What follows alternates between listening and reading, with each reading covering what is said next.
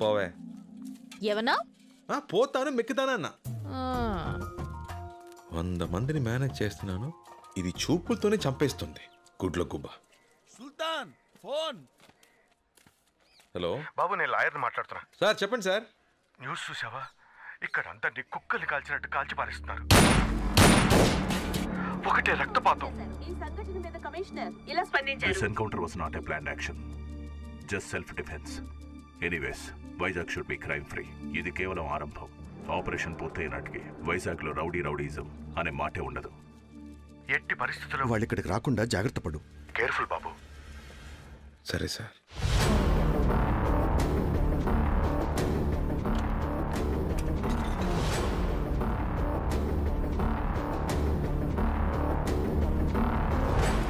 సరే, మేము సాయంత్రం మా ఊరికి బయలుదేరతాం.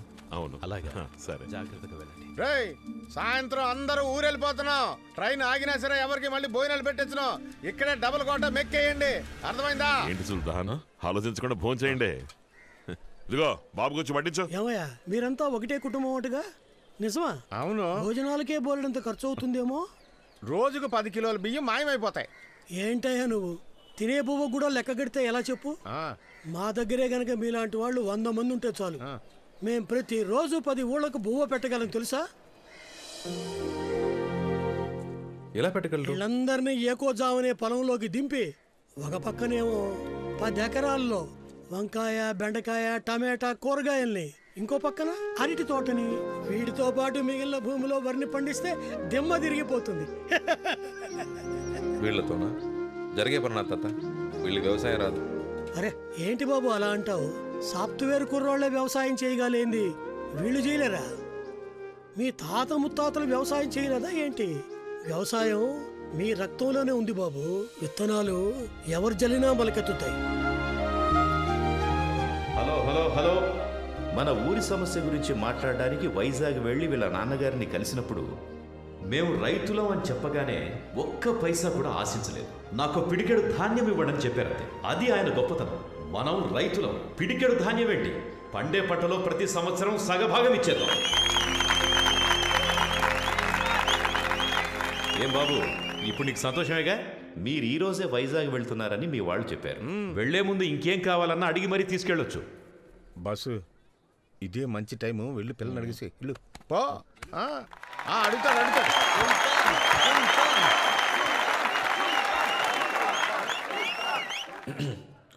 ఊరు పెద్దలకి, ఇక్కడున్న అందరికీ నమస్కారం. గొడవలు కొట్లాట్లాంటివి మా నాన్నగారు చేసినప్పుడైనా, మా అన్నలు చేసినప్పుడైనా నాకెప్పుడు నచ్చలేదు. కానీ ఇప్పుడు నాకు ఒకటి బాగా అర్థమైంది. కత్తితో చెట్టు నరిగితేనే తప్పు, ముళ్ళు నరగడం తప్పు కాదు.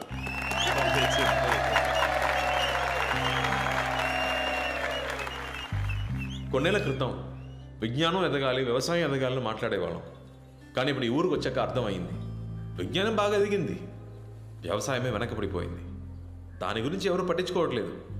అంతెందుకు నేనే డబ్బు ఉంటే సరిపోతుంది, ఆ డబ్బుతో తిన్నైనా నీళ్ళైనా కొనుక్కోవచ్చుని అనుకునేవాడిని.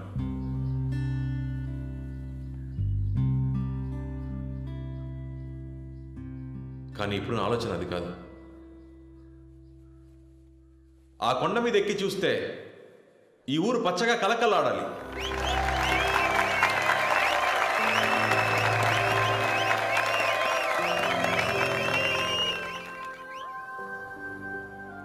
ఇక్కడ పండించే ధాన్యంతోనే నా పెళ్లి భోజనం పెట్టాలి.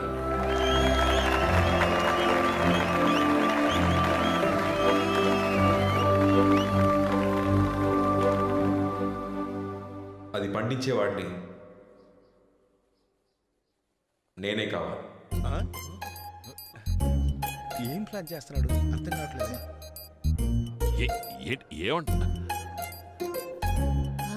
ఏమంటున్నాడు అన్నా? ఇదేం ఫిట్టింగ్ అన్నా?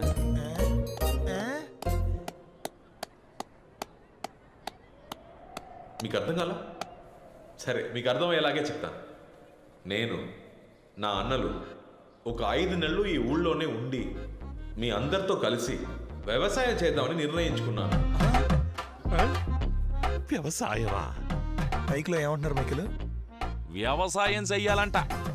సంతోషమేగా? ఏంటి బాబు ఇది? వ్యవసాయం వ్యవసాయం అంటే మాకేమీ చులకన కాదండి, దిగితే మేమో చేస్తాం. అందుకని మమ్మల్ని మీ పిల్లలే అనుకుని వ్యవసాయం చేయడానికి మాకు ఎంతో కొంత భూమి ఇస్తే సరిపోతుంది, అంతే.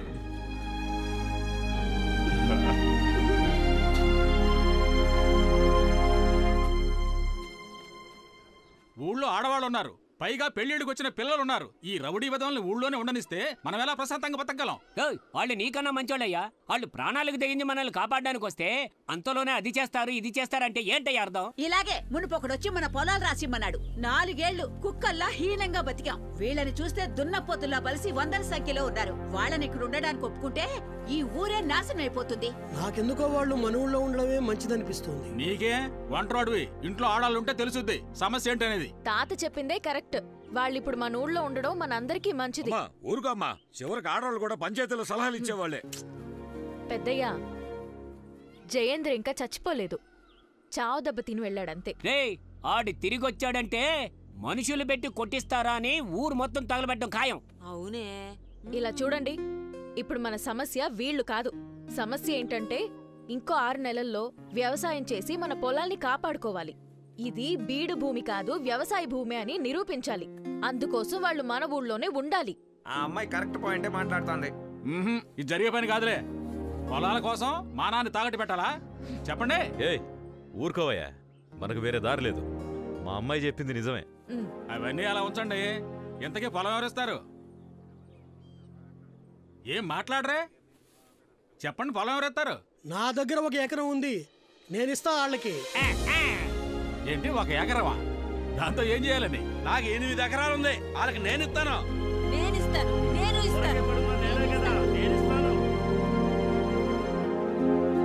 ఇలా చూడు సుల్తాన్, కత్తెత్తి రక్తం చిందించమంటావా? చిందిస్తాం. చెమట చిందించి వ్యవసాయం చేయటం మనకు సెట్టే అవదు. వెళ్ళామా, వేసేసామా, కాలైనా సరే తలైనా సరే జస్ట్ 15 మినిట్స్ పని అయిపోయిందా, బిర్యానీ తిన్నామా, టేక్ రెస్ట్. అది వదిలేసి ఎండనక వాననక ఎందుకు ఈ తిప్పలు చెప్పు. సాంబశివ అన్న, అద్భుతంగా మాట్లాడావు. ఒకసారి ఎట్రా. కంగ్రాచులేషన్స్. వెళ్ళు. సాంబశివం, అన్నంట మర్చిపోయావే. అడిగిన దానికి కరెక్ట్గా సమాధానం చెప్పు, అప్పుడు అన్న కూడా తగిలిస్తా.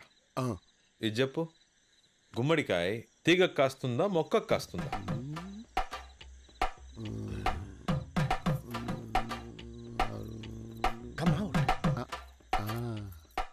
రెండిటికి కాయదు, చెట్టుకే కాస్తుంది. ఎలా చెప్పావు? సుల్తాన్, దొండకాయ, బెండకాయ, వంకాయ ఇవన్నీ చిన్నవి, తీగల మొక్కలు తట్టుకుంటాయి. కానీ గుమ్మడికాయ పెద్దది, తీగల మొక్కలు తట్టుకోలేవు, చెట్టుకే కాస్తుంది. బ్యూటిఫుల్. చెట్టుకి గుమ్మడికాయ. అవును సుల్తాన్, మన నుంచి తెలియదు. అయితే రక్తం చిందిస్తారు గాని చెవట చిందించరు. తలలు తీసేయడం మీకు ఈజీ, వ్యవసాయం మీకు కష్టం. గుమ్మడికాయ దేనికి కాస్తుంది, ఎలా కాస్తుంది అది మాత్రం తెలియదు. ఇప్పుడు చెప్తున్నా, నేనే పని చెప్పినా చేస్తారని చెప్పారు కదా, ఇంకా మీ పని వ్యవసాయమే. లేదు మా వల్ల కాదు అనేవాళ్ళు మీలో మీకు అలవాటు ఉందిగా. ఓడిపోయిన వాడు గెలిచిన వాడి మాట వినాలని. రండి, వచ్చి నన్ను కొట్టి పడేయండి, ఆ తర్వాత మీ ఇష్టం. బాబు, వాళ్ళెలా మీతో గొడవ పడతా? తొందరపడ కాసి. రేపు పొద్దున 5కి షార్ప్గా అందరు రెడీగా ఉండాలి. మిడ్ నైటా? అదే. పో పో పో పో పో.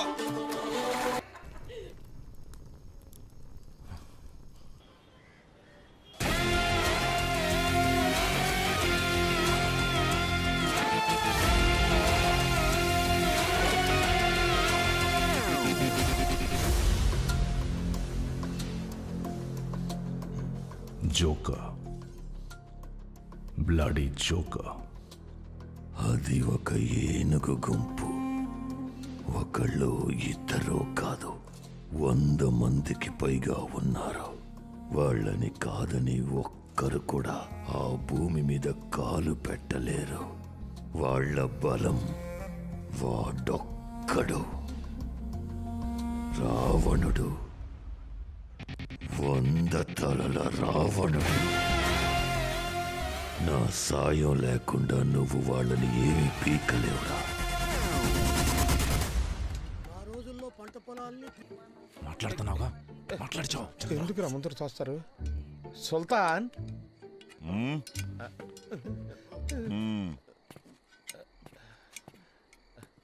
ఇక వ్యవసాయం వద్దులే బాసు, వైజాగ్ వెళ్ళిపోదాం. నేను కాదు, మనోళ్ళ మనసులో మాట. మనుషులనైతే వేసేయచ్చు కానీ పశువులు వేయగలమా? వైజాగ్లో అయితే షేర్ ఆటో నడుపుకొనైనా బతికేయచ్చు. ఇవన్నీ ఇక్కడికి రాకముందు ఆలోచించాలి. వచ్చి చేయాల్సిందంతా చేసాం. ఈ ఊరు సమస్య తీరే వరకు ఇక్కడే ఉండాలి. ఓ సంతేనా? ఒక్క గంట టైం ఇవ్వు సుల్తాన్. ఈ ఊరిని ఇబ్బంది పెట్టి నా కొడుకుల తలాలు నరికి నీ కాళ్ళ ముందు ఉంచుతాం. మేము వెళ్ళి మోటా ముళ్ళే సర్దేసుకొచ్చా. అట్ట చూడ మాకయ్యా.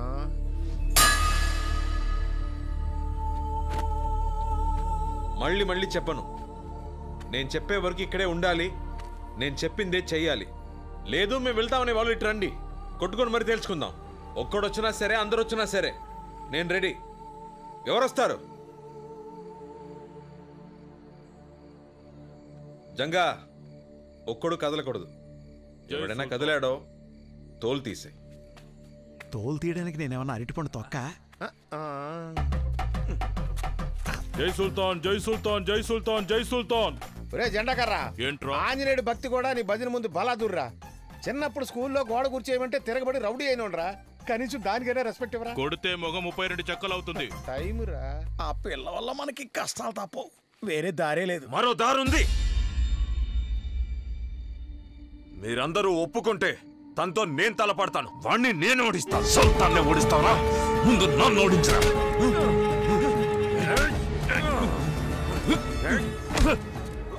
ఆపండ్రా, ఆపని చెప్తున్నాను కదా.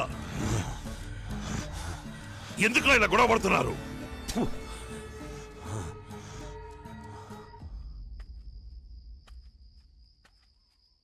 మీ మనసులో ఏముందో నాకు అర్థం కావట్లేదు. దేనికోసం ఇదంతా? మన వాళ్ళని కష్టపెడుతూ, ఈ ఊళ్ళో వాళ్ళని కష్టపెడుతూ దేనికి? ఆ అమ్మాయి కోసమా? మన కోసం, మనందరి కోసం మావయ్య. ఏంటి? నిన్నటి వరకు ఒక 6 నెలలు ఈ ఊళ్ళో ఉండి వెళ్ళిపోదామని అనుకున్నా. కానీ ఈరోజు వీళ్ళకి వ్యవసాయమే కరెక్ట్ అని అనిపిస్తుంది. ఇక్కడుంటే వీళ్ళు తప్పు చేయరు. వీళ్ళందరినీ రైతులుగా మార్చేయాలి మావయ్య. రైతులుగా మారుస్తావా? వీళ్ళనా? మూర్ఖులు బాబు. మీరు సముద్రానికి ఆనకట్ట కడుతున్నారు. అది జరగదు. వీళ్ళు మారరు. వదిలేయండి సుల్తాన్. జీవితంలో మంచి అంటే తెలియని వాడే మావయ్య. ఎలా పడితే అలా బతుకుతాడు. ఒక్కసారి మంచి ఏంటో తెలిస్తే వాడికి బతకటంలో రుచి తెలుస్తుంది. నాకు మీరు 6 నెలలు టైం ఇవ్వండి. వీళ్ళు మారకపోతే నా మనసు మార్చుకుని మళ్ళీ బాంబేకి వెళ్ళిపోతాను. దానికి వీళ్ళు ఒప్పుకుంటారా? వాళ్ళకి తెలియక్కర్లేదు మావయ్య. నేను ఆ అమ్మాయి కోసమే ఇక్కడ ఉన్నట్టు అనుకోండి. ప్రాబ్లం అది కాదు మావయ్య. మరి మనం ఈ ఊళ్ళో ఉండాలంటే కత్తి పట్టక తప్పదు. వీళ్ళని మార్చాలంటే వీళ్ళు ఇంకెప్పుడు కత్తి పట్టకూడదు. దీనికి పరిష్కారం ఏంటో నాకు తెలియట్లేదు.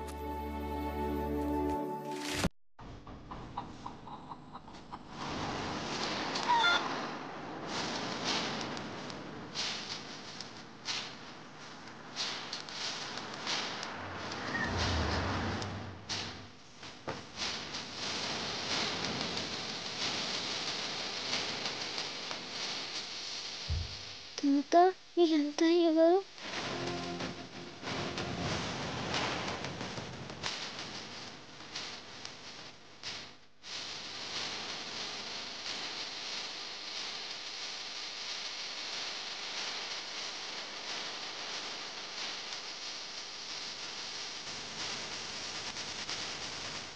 తాత సుల్తాన్ వచ్చాడు.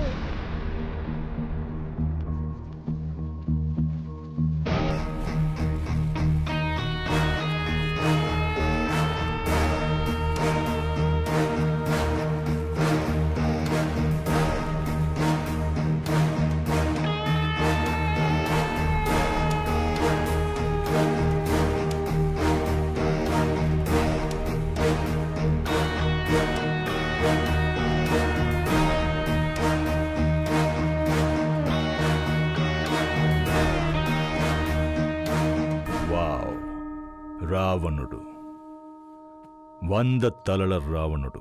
జయేంద్ర చెప్పాడు, అప్పుడు నమ్మలేదు, ఇప్పుడు నమ్ముతున్నాను. నేను రావణుడినే, కానీ నాకు ఒకటే తల. But that's okay. డబ్బులిస్తే 100 ఏంటి, 1000 తలలు కూడా మనకి మొలుస్తాయి.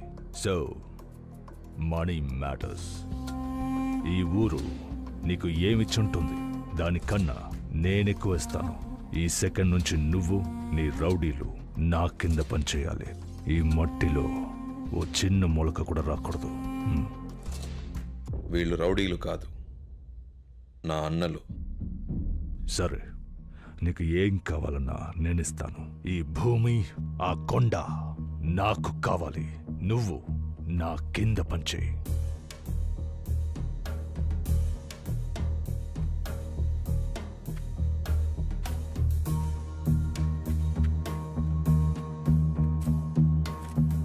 ఈ భూమి కొండ కావాలంతేనా?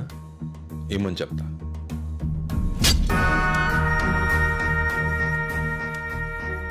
ఆరు అడుగులు సరిపోతుందా?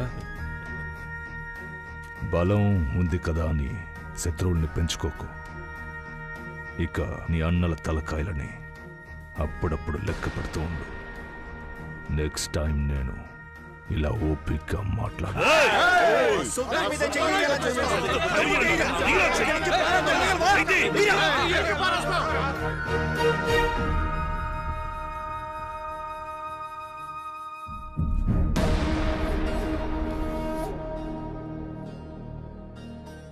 మీ వాళ్ళకి నా కోపమే తెలుసు, మా అన్నల కోపం ఎలా ఉంటుందో తెలియదు.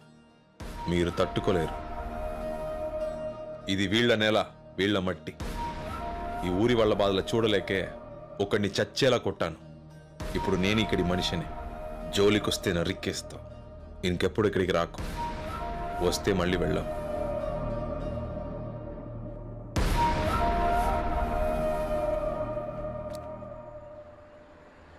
చాలా ఎక్కువ మాట్లాడాడు సార్. 100 మంది వాడు వెనకాలన్నారన్న ధైర్యంతో ముందు వాళ్ళని లేపేయాలి సార్. 100 మంది వాడి వెనకాల లేరు.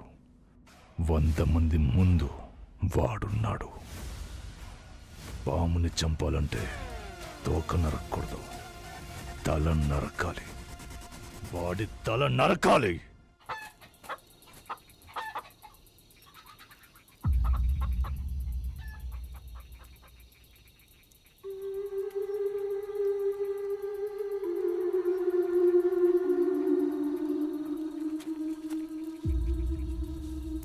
వీళ్ళు మనకన్నా పెద్ద గ్యాంగ్లా ఉన్నారు. చాలా జాగ్రత్తగా ఉండాలి. మనం దొరికేమో అయిపోతాం. మనకి కావాల్సింది అదిగో ఆ మంచం మీద పడుకున్నాడే